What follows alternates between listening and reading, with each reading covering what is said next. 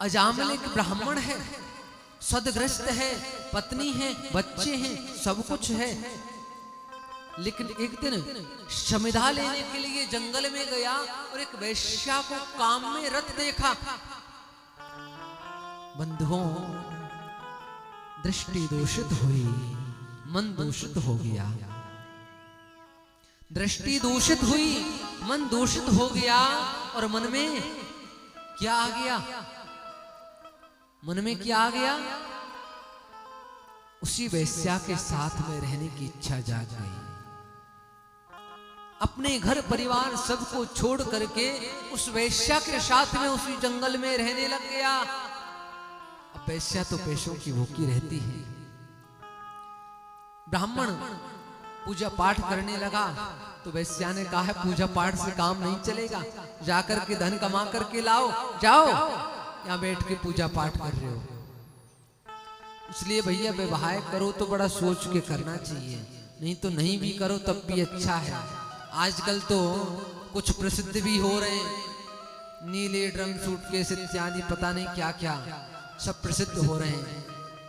शादी करो तो सोच समझ करके सही से करो, नहीं तो मत करो, उसी में खुश रहो जो है। हमारे यहाँ की स्थिति ग्रामीण क्षेत्रों की स्थिति तब भी सही है, लेकिन सिटी में तो स्थिति भयानक है भैया। बंधुओं, आज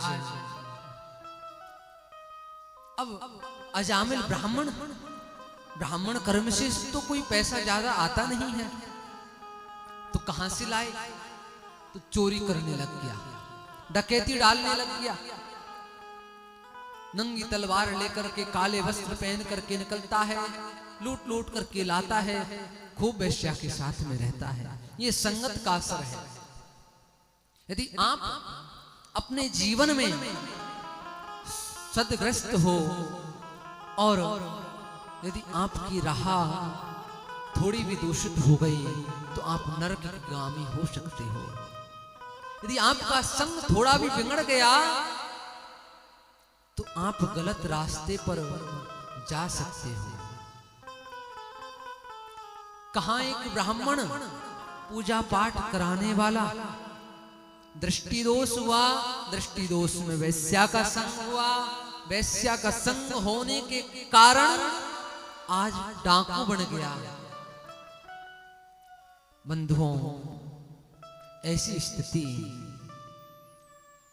इसलिए बहुत सोच समझ करके संग करना चाहिए। किसी का भी, किसी से भी मित्रता करो तो बहुत सोच समझ करके, किसी से भी रिश्ता जोड़ो तो बहुत सोच समझ करके। और रिश्ता जोड़ने से पहले कभी भी जीवन में किसी से भी रिश्ता जोड़ो, भगवान ठाकुर को हमेशा साक्षी रखना। एक ही निवेदन कर देना भगवान के चरणों में, प्रभु हम इससे रिश्ता जोड़ रहे हैं, लेकिन अब आपकी इच्छा है, यदि ये हमारे जीवन में सही हो, हमें सही रास्ते पर लेकर के चले तो हमारा इससे रिश्ता बना रहे, अन्यथा जो आपकी मर्जी हो जाए। तो बंधुओं, हम कुछ नहीं जानते, हम ज्ञानी नहीं हैं, लेकिन वो सब जानता है पीछे क्या घटा है, वर्तमान में क्या घट रहा है और भविष्य में क्या घटेगा, वो ये सब कुछ जानता है। इसलिए हमें भगवान पर छोड़ देना चाहिए कि भगवान जो भी करना है हमारे जीवन में उचित करना। तो बंधुओं, भगवान यदि आपके योग्य कोई व्यक्ति नहीं होगा तो अवश्य ही आपके जीवन से उसको दूर कर देगा। आज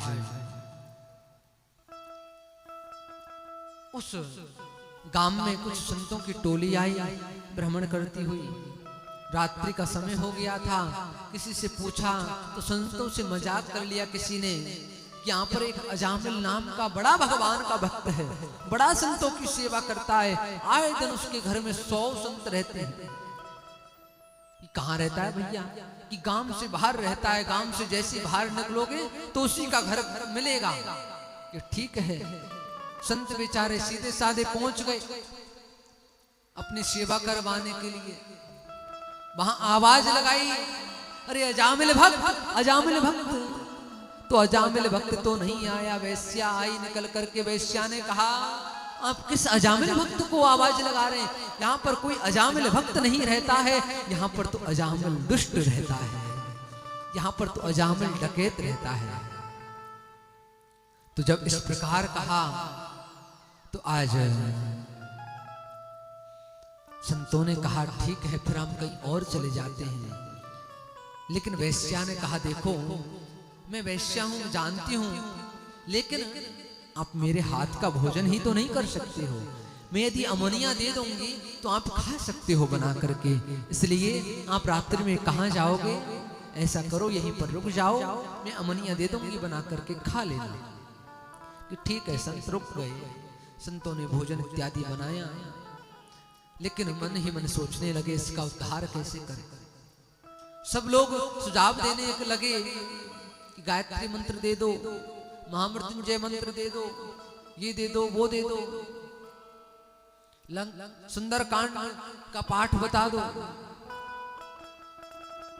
एक ने कहा, ये सुंदरकांड कुछ नहीं करेगा, ये तो लंका कांड ही करेगा रोज का, इसको तो कोई और उपाय सोचना पड़ेगा। ये सोच ही रहे थे, तभी तक अजामिल आ गया। आवाज जोर से चीखने लगा, कौन हो, कहां से आए हो? तब तक वैश्या दौड़ी हुई आई, क्योंकि जानती थी आएगा तो जरूर हल्ला करेगा। तुरंत दौड़ी हुई आई, ए क्या हुआ, क्यों चिल्लाते हो? इन संतों को मैंने रोका है। ओह देवी, आपने रोका है? तब ठीक, कोई बात नहीं, खूब ठीक है। अजामिल से आज संतों ने कहा, देख संत जान गए कि इसकी चाबी वैश्या के पास में है, जो वैश्या कहेगी ये अवश्य करेगा। इसलिए आज संतों ने कहा, देख बेटा, हमने तेरे घर भोजन किया है, अब हमें दक्षिणा नहीं देगा? ए बाबा जी, भूतों से पूत मांग रहे हो, हमसे दक्षिणा? अरे कमंडल चिमटा बच्ची, यही बहुत समझो। संत बोले, हमें कोई धन दौलत तुम्हारी नहीं चाहिए, हमें तो एक वचन चाहिए। अरे हम कोई वचन नहीं मानने वाले।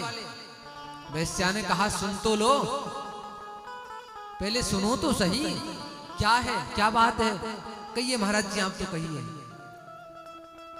तो संतों ने कहा, देखो बेटा, हमें लग रहा है कि तुम इस समय गर्भवती हो, और तुम इस बालक का नाम नारायण रख लेना।